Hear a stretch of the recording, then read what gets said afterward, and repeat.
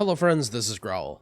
In this video, I want to talk about my experience playing Resto Shaman and Mythic Plus over the last few days on the Shadowlands beta. Most of my beta time has been spent going between the two healers that I thought were going to be the strongest on release, Discipline Priest and Druid. Especially with the way that gearing works on the beta, I haven't had much time to play the other healers. I did a little bit, at least to get an understanding, but I've been focused mostly on the two. Recently, they switched how gearing works, and now item level scales in Mythic Plus, so you don't necessarily need to have gear on the beta again. And so I've been setting up my other healers, and first I started with Resto Shaman because I've heard they're really strong, and man, they are really strong. They have some of the highest healing throughput of any healer right now, and they feel great to play in Mythic Plus. They have solid healing throughput, but not only that, they have really good mana efficiency. There's plenty of healers that can do a lot of healing, but they can either only do them during big cooldowns, or they can do the big healing, but they run out of mana. And Shaman has that mix of you have good consistent healing, good single target healing, good AoE healing, and doesn't really run out of mana too easily. So people have been wondering what changed, why is Resto Shaman good now? The biggest problem that Resto Shaman had in BFA was they didn't have a tank external. They didn't have Iron Bark or Sack or Pain Suppression. And I feel like that's less of a problem now for two main reasons. One, their biggest competitor was Barkskin or Iron Bark from Druid, and that's cool. The cooldown of that has been increased to a minute 30. So that's one really big change, that you get much less use out of Iron Bark than you used to as a Druid, and so you don't really notice it as much as a tank. Whereas when you play with the Druid before, you would have it on every single pull. On top of that, I think all of the healers' throughput has been slowly getting chipped away and getting nerfed, while Shaman's has been considerably strong. And now, even though Shaman doesn't have that external, Earth Shield just combined with raw, good single target healing, they're going to be able to keep a tank up consistently just as well as any other healer, even with that DR in mind. Another thing I think Shamans have going for them really well is the conduits and talents synergize really well together.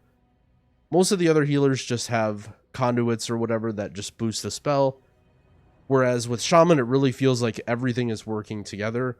You have Cloudburst and Undulation, and then you have the Swirling Currents talent. You can use Heavy Rainfall, which synergizes your Healing Rain with your Healing Tide, and everything feels like it comes together to boost Shaman healing. Right now, because of the healing throughput, their biggest strength is dealing with Prideful. If you're not familiar with Prideful, it's the first seasonal affix of Shadowlands. In Mythic Plus keys 10 or higher, it will spawn a Prideful mob every 20% count in the dungeon. This mob pulses AoE damage, and after it's alive for a while, the damage gets pretty significant, and you need some pretty heavy group healing to get through it. If you plan it out, any healer can reasonably deal with Prideful. One thing that Shaman has going for it is it's so good at dealing with it.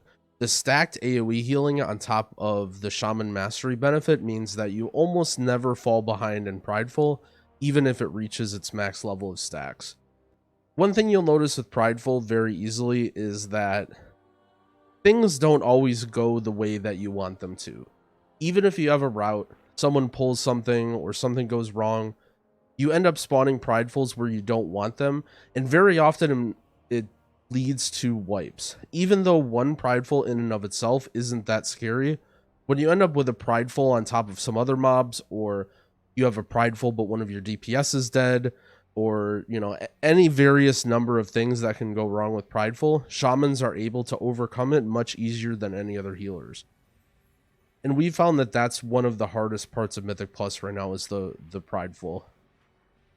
Some other benefits that Shaman has, the interrupt is really, really nice. Having that 12-second cooldown interrupt can make some pulls much easier, and it also, again, like let's say a DPS dies, let's say you're playing with 2 range, let's say you have a Warlock and a Boomkin or something, it feels like a really good pug healer for these reasons. I think there may still be a stigma around Shamans because of their performance in BFA, but I truly think that if the game was to go live tomorrow, Shaman would be the best pug healer.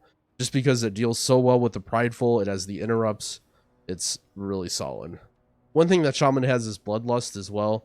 This one's hit or miss. I think mages are going to be really popular in hunters. You're not going to need the bloodlust, but if you end up in a group that you don't need it, it can be really nice. Shaman has a lot of really strong cooldowns. Part of why I think Discipline Priest is so good right now is that you have many strong cooldowns alternating between Rapture and something else, whether it's Barrier or Kyrian Boon or whatever. And I think Shaman has that as well. That's where Druid's lacking a little bit. Druid's consistent healing is good, but there's so many moments that still need a cooldown even though Druid's healing is good. And that's where Shaman really shines, because you have Ascendance, you have Healing Tide, you have Spirit Link, you have Mana Tide if you're running the Legendary. And on top of that, you're always doing big healing with Cloud Burst, with Primordial Wave. It's just got really, really strong cooldowns. On top of that, Shaman has a Curse Dispel. This one's a minor one, but there are a lot of dangerous curses, I feel like. I think priests, paladins, and monks will have a bit of a problem that they can't dispel curses. I don't think the poisons and diseases are as dangerous as the curses. Some of the downsides, the damage is pretty low. It's not terribly low, but it's not on the level of either like a really offensively geared druid or a paladin or a disc priest. It's not so bad because Shaman is actually target capped at 3, so a lot of the damage you lose, I'm not going to call it pad damage, but if we're just talking about saving time in the dungeon, you don't lose that much time from having a Shaman and doing that single target damage. Using Lava Burst, using Flame Shocks, it's still fine. It's passable. It's not like something that will bring your team down. The utility of Shamans, as I mentioned, can be hit or miss. If your team doesn't need the Bloodlust, then that's useless, right? It might be like, oh, Shamans bring Bloodlust, but if you have a mage, then you don't bring anything, you know? It's like, you don't bring a Mystic Touch debuff as a monk if you already have a monk in your room. I think Shaman is a very high skill ceiling to play too, which is actually, to me, probably an upside, not a downside, because it makes it more fun.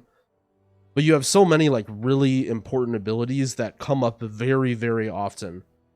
Interrupt on a 12-second cooldown, Cloud Burst on a 30-second cooldown has a lot of finesse to it. You have Earthbind Totem and Cap Totem that you can use to help your tank in a disrupt when kiting. You have lots of different decisions when to use all your abilities, when your big cooldowns. So you have a lot of decisions. Spirit Walkers is also really important to not lose efficiency. So I think Shaman is actually one of the highest skill cap healers. I'm not saying it's going to be like super hard to get into. I think it's like, I think Discipline Priest has a little bit of a barrier to entry because it's not as intuitive as other healers, but it's not like super hard to master or anything. I think Shaman is pretty hard to master, but it also doesn't have that barrier. You can still just, you know, spam Healing Surge and press all your buttons if you're a noob and get by fine. But to play it at the highest level and to really unlock all the potential, I think Shaman has a pretty high skill ceiling. So now that I convinced everyone to main Shaman, we can talk about the build that I've been running a little bit. So I've been running the Necrolord Covenant. I think this is going to be the go-to on launch. You can make an argument for other covenants for different forms of content, but if you're playing Raid and you're playing Mythic Plus, I think Primordial Wave is great. It's really good in Raid. So what Raid as well, what this ability does is it is a juiced up either Flame Shock or Riptide every 45 seconds. And on top of that, every time you use it, the next healing wave you use cleaves onto all of your Riptide targets. So it's essentially a mix. It's like it's a good group heal, but it's also, you can use it to add a little bit of damage if you're throwing out Flame Shocks, especially really early on in the pull. Let's say your first global is Flame Shock, then you use Primordial Wave to get another Flame Shock out, then you press, you know, Earth Shield or whatever, then your Flame Shock is up, and within 5 seconds or so of the pull, you have 3 Flame Shocks up, and then you can just really spam Lava Burst. So like I said, the skill ceiling is there. If you play it well, I don't think you lose out on that much damage, but it takes a bit of time. I think other covenants are probably viable too. You could make arguments for almost anything. Unfortunately, there just isn't a lot of time for me to keep testing stuff, but I think I've landed on Necrolord. Is probably what I'm going to play on my Shaman on Live. And we'll talk about conduits too. So there's 3 main conduits that I think are good. The first one is a must-have. It's Swirling Currents. Every time you use Cloudburst, your next Surge, Wave, or Riptide gets boosted by, I think, 28% at max level. This is really, really good. This is just like, as I mentioned, how it's synergizing with your other spells. Like, you're always using Cloudburst. Your Cloudburst is juicing your heals. I would be interested to see on a breakdown what this one conduit does to your HPS, because it has to be high. and it's good, juicy, on-demand healing too. It's boosting all. It's not just one of your single target heals, it's all of them. It's really, really strong. Then the other two are more situational. So Tumbling Waves is the Necrolord specific conduit. It gives you a chance to reset your primordial wave when you use it. This is probably the highest throughput. It's something that you'd use in raid, but it's a little bit inconsistent, and things that are inconsistent in Mythic Plus aren't always ideal. So in place of that, I've been running Heavy Rainfall. This one isn't as great for HPS terms, but what it does is it makes it so your next 2 healing rains after you use Healing Tide are juiced up 100%. And this, even though it doesn't seem that useful, it's really good for Prideful. So the way I play it is I'm just mainly holding my Healing Tide for Prideful all the time if I need to. And that way I have, it's not quite a big cooldown, but it's pretty strong. You have Healing Tide and then you have a better healing rain.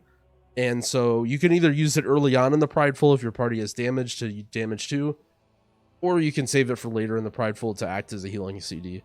But that way I don't feel as bad about popping Ascendance and SLT and stuff in pulls, because you know you're going to have that Healing Tide for Prideful always. For talents, there's a few questions I get. So I've been running Undulation over Unleash Life. I don't really feel too strongly about this. I think both are good. I like Undulation because it's a passive, and earlier in the expansion you have low haste. And just if it's a close scenario, I'm always going to side with the passives, just because I think they're going to win out, actually, because instead of using that other ability, you're using something else. But Unleash Life can be really strong too. Really strong too. It gives you an instant cast heal. Maybe it's something you might want to use on like Quaking or Volcanic when you need to move a lot, because it's like a nice instant cast heal. Riptide is so strong now, like using Unleash Life on a Riptide, especially if you have that Swirling Currents proc, is totally fine. You don't need to be using Chain Heal with Unleash. Next is AV versus Earthen Wall.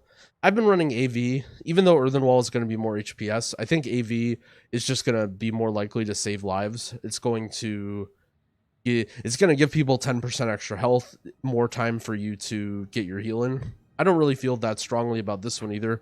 I think you could run Earthen Wall if you wanted to, especially for Prideful. You could use it on every Prideful. It's probably really good. The last talent row is Ascendance. I think this is a must bring. People are used to High Tide from earlier in BFA or if you raid a lot. But Ascendance, I think, is much better. You don't get a whole lot of use of Chain Heal in Mythic Plus. You do situationally, but you're not like wanting to weave it in with High Tide like you would normally. So I think having that big, like, part of what makes some Shaman strong is having those big cooldowns that you can pop and save your party and do like unreal HPS. And High Tide doesn't really let you do that. It's more consistent throughput. And your consistent throughput is already really strong with Shaman, so you don't necessarily need it. For legendaries, I've been running the Manatide legendary. I actually don't feel really strongly about this either. I think all the legendaries are pretty situational. They're not super impactful, which is cool, meaning that you can play what you think is fun and what you think is good. You're not really forced into a legendary. So Manatide legendary makes it so when you cast Manatide Totem, your cast time and your mana cost go down of your Chain Heal and your Healing Wave. So it turns Manatide into a short cooldown that you can use to sort of give you a little bit more HPS. It's not super impactful, but again, just stacking up those big cooldowns for every bad situation means that you can get through all of them. So that's why I've been using the Manatide one. Another option is Primal Tidal Core, or Jonats is similar. But I think if you play one of these, you'll probably play Tidal Core, just because it's better for raid. I think it's totally fine to run Tidal Core in Mythic Plus for a while if that's the first legendary you want to make, because it's much better in raid, I think. So that's an option as well. It's just less on-demand healing. It's more like very small throughput throughout the dungeon. Last one that people ask about is Chains of Devastation a lot too. Everyone's either love it or hate it on this one, but I think it's actually in the middle. It's okay. A lot of people hate on it, but I think it has a lot of value in certain scenarios. When there's 3 targets or more and you need to be using Chain Heal a lot, which is not, it's not super often, but it is somewhat often. It's really, really good. It gives you that mobility, and it sprinkles in some free damage when alternatively you'd just be using Chain Heal. It's not great though, and Chain Heal and Chain Lightning are both not super good abilities that you want to be pressing all the time. So you have to be careful not to fall in the trap of just always spamming it just because you have the legendary. Just think of it as a situational thing that you can pull out sometimes if you want to just start spamming Chain Heal, Chain Lightning, but you don't have to. Also, it can be useful to store a proc when you need it. Let's say you don't have Spirit Walkers, but you know you're going to need to move and cast a Chain Heal. You can just hard cast a Chain Lightning to bank that Chain Heal, and then as soon as you need to move, you just go bam, Chain Heal. It's not super common, but it's something that you do get to use sometimes. Before, when the Mana Tide Legendary was better, I think it would be a mistake to run chains, but now that most of the other legendaries have been taken down a notch, I think running chains isn't that big of a problem if you really like it and you think it's fun. So to wrap it up, Raul, what's your main? That's the question I've been getting a lot. I really haven't decided quite yet.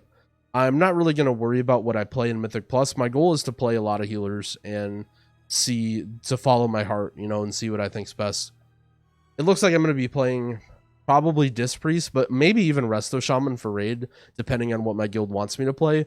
But the privilege of being able to finish Prog early and being in a cutting edge guild is that I can switch and bring another class to raid. Let's say I finish raid and Priest and Shaman suck and I want to go back to Druid. I'll be able to just bring my Druid to raid and gear it up and then go into keys with it. So I'm not decided on my main yet, but I'm going to keep playing a lot of stuff. If you guys are undecided, don't feel too bad about playing 2 or 3 classes for a while. I don't think there's anything wrong with that. You'll be able to keep them geared up at least till the raid comes out. But that wraps up most of my thoughts on Resto Shaman. Thanks for watching. If you enjoyed my ramblings, be sure to sub to my channel. I'll have much more organized videos. I have guides coming out for all the dungeons, for the mythic bosses, and for all the classes that I play soon. Take it easy, friends, and happy keying.